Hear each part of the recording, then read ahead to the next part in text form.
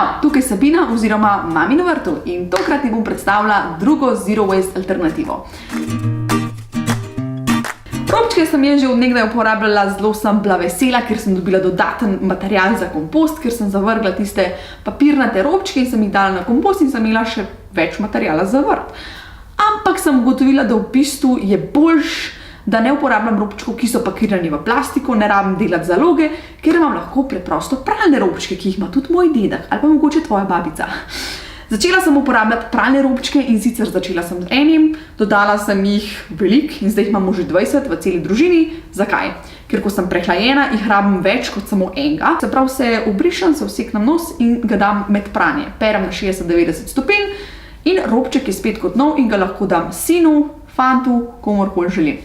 In robčki so veliko boljši, ker nam ne povzročajo rdečih nosov, ker niso tako agresivni, kot so to ponavadi robčki za enkratno uporabo. Tako da še en zero waste nasvet, če imaš kakšno idejo ali pa kakšen komentar, pa napiš spodaj. Uživi, pa čim več bo to zunaj.